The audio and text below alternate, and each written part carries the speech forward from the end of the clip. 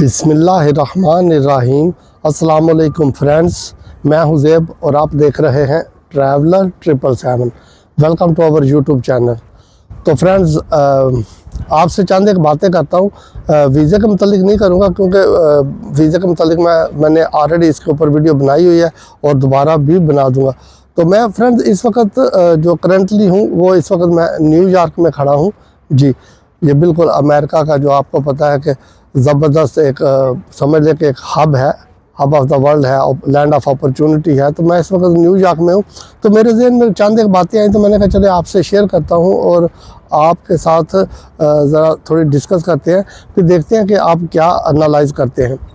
क्योंकि जिस तरह मैंने आपको बोला कि मैं इस वक्त न्यूयॉर्क में खड़ा हूँ, तो बहुत से लोग हैं जिनका ये एक ख्याल है न्यूयॉर्क आने का, अमेरिका आने का। तो मैं अमेरिका एक अच्छा कंट्री है, बड़ा कंट्री है, लैंड ऑफ अपॉर्चुनिटी है। तो लोग जो है बहुत कोशिश करते हैं यहाँ पर आने की और आना भी चाहिए, हर बंदे का राइट है। तो बिल्कुल मैं आपको साथ में जो है इसका थोड़ा विज़िट भी करवाता जाता हूँ कि मैं इस वक्त जहाँ पे खड़ा हूँ तो मेरे बिल्कुल सामने यानी कि जो है वो आपको मैं दिखाता हूँ, वर्ल्ड ट्रेड सेंटर है। मैं कैमरा उसी तरफ मूव कर देता हूँ। जी फ्रेंड्स, तो अभी आप देख सकते हैं बिल्कुल मेरे पीछे आपको नज़र आ रहा है ये वर्ल्ड ट्रेड सेंटर है। तो जहाँ पे पूरी दुनिया का जो पैसा है उसकी सर्कुलेशन होती है, पूरी दुनिया के जो बड़े बड़े बिजनेसमैन हैं, जिनका मिलियनियर और बिलियनियर जो लोग हैं, उनके पैसे की यहाँ पे सर्कुलेशन होती है। तो इस जगह पे लोग आएँ या ना आएँ, इंटरनेशनल लेवल पे वो अपने कंट्री में बैठ के अपने पैसे को सर्कुलेट यहीं से करते हैं।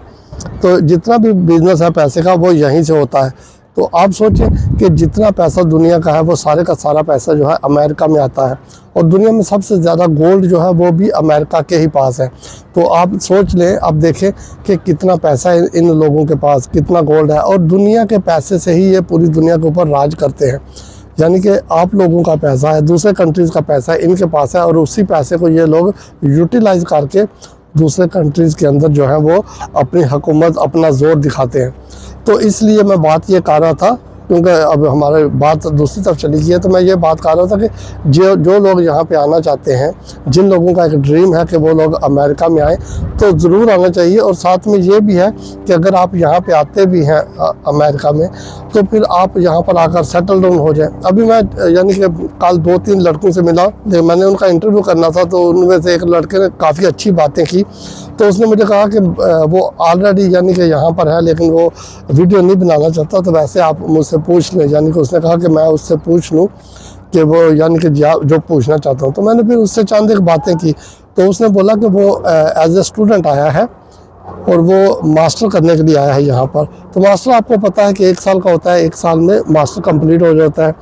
उसके बाद हाँ, अगर आपने बैचलर करना है तो बैचलर का फिर ये होता है कि अगर आप बैचलर के लिए आएंगे तो उसके लिए फिर आपको पता है कि आपके अच्छे खासे पैसे भी लगेंगे, और बैचलर का जो टाइम पीरियड है वो भी थोड़ा ज़्यादा होता है, 4 साल होता है।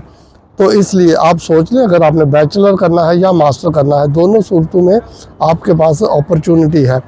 तो आप देख लें, अगर आप आना चाहते हैं तो आप एज ए स्टूडेंट भी आ सकते हैं। इसके अलावा जो वर्क परमिट होते हैं या फिर किसी का कोई होता है तो वो किसी को सपोर्ट कर देता है फाइनेंशियली, तो भी बंदा आ जाता है। लेकिन साथ में इसके एक और भी बात है कि वैसे यानी कि अगर आप लोग शेंजन कंट्री का वीज़ा अप्लाई करना चाहते हैं तो ज़रूर करें। लेकिन ये है कि शेंजन कंट्री के लिए जो रिक्वायरमेंट है, अगर आप वो पूरी कर सकते हैं तो अच्छी बात है, वरना नहीं तो आप अगर मुझसे आप पूछें या मैं आपको बताऊं एज ए ब्रदर, तो फिर आपको अमेरिका का वीज़ा अप्लाई करना चाहिए। अगर अमेरिका आपको वीज़ा देगा, इनकी लंबी चौड़ी रिक्वायरमेंट भी नहीं है, अगर ये आपको वीज़ा देगा अमेरिका, तो वो वीज़ा 5 साल का होगा, यानी 5 साल का मल्टीपल एंट्री वाला वीज़ा होगा। जब आप चाहें आप अमेरिका आएँ, जब आप चाहें आप वापस चले जाएँ। तो इसी दौरान अगर आप देख लें तो फिर यानी एक दफ़ा वीज़ा ले लें तो बाकी जो अपॉर्चुनिटीज़ हैं वो भी आपके सामने आ जाती हैं। तो बात करने का मकसद ये था कि अमेरिका के वीज़ा के लिए लंबी चौड़ी रिक्वायरमेंट नहीं है बनिस्बत आप शेंजन वीज़ा के। शेंजन वीज़ा के लिए जो है रिक्वायरमेंट काफ़ी लंबी चौड़ी होती है। तो अगर आप अमेरिका का वीज़ा अप्लाई करेंगे तो उसमें आपको इतनी लंबी चौड़ी रिक्वायरमेंट नहीं चाहिए। उसमें यानी चंद एक रिक्वायरमेंट है जो आप आराम से पूरी कर सकते हैं। और उसके अलावा ये है कि फिर आप यानी कि वीज़ा अप्लाई करें। हाँ, आजकल जो इशू चल रहा है वो एक ये है यानी कि जो अपॉइंटमेंट है अमेरिका के वीज़ा की वो बहुत लेट मिलती है, इसमें कोई शक नहीं है। चलें आपसे एक बात करता हूँ कि अगर आपने वीज़ा अप्लाई करना है या फिर आप नहीं भी वीज़ा अप्लाई करते और आपकी लाइफ जो है नॉर्मल चल रही है जिस तरह के आम लोगों की चलती है, तो अगर आपको अपॉइंटमेंट 1 साल के बाद की भी मिल जाती है तो फिर आप यानी कि अगर वीज़ा अप्लाई करेंगे तो भी 1 साल गुजर जाएगा, और अगर आप वीज़ा अप्लाई नहीं करेंगे तो भी फ्रेंड्स आपका 1 साल गुजर जाएगा। तो बात करने का मकसद ये है कि वाई नॉट आप वीज़ा अप्लाई कर दें, बाकी आप अपने काम करते रहें रूटीन में डेली बेसिस पे। तो इसी तरह आपका टाइम पूरा हो जाए। जब आपका टाइम यानी कि पूरा गुजर जाता है 1 साल का, तो उसके बाद की भी अगर आपके पास अपॉइंटमेंट है तो भी आप जो है अमेरिका के वीज़ा के लिए जा सकते हैं, अप्लाई कर सकते हैं। क्योंकि आजकल स्पेशली जो India, Pakistan, Bangladesh in country से इनकी जो अपॉइंटमेंट है वो 1 साल मिनिमम 1 साल का आपको टाइम लगता है। लेकिन नॉट इवन सिर्फ यहीं, आप अगर चाहें तो आप वीज़ा अगर आप अप्लाई करते हैं दुबई से, तो दुबई से इससे भी ज़्यादा टाइम लग रहा है। दुबई से समझ लें 14-15 महीने 16 महीने बाद की अपॉइंटमेंट मिल रही है आपको।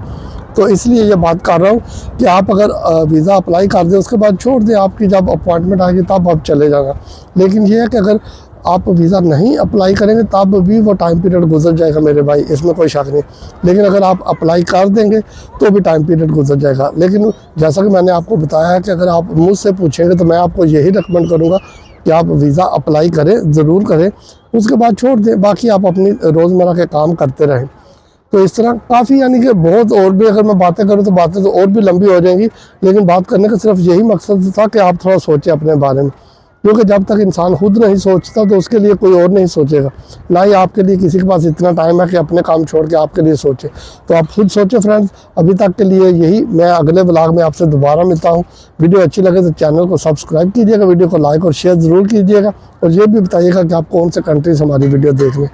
तब तक के लिए बहुत शुक्रिया। टेक केयर, अल्लाह हाफिज़।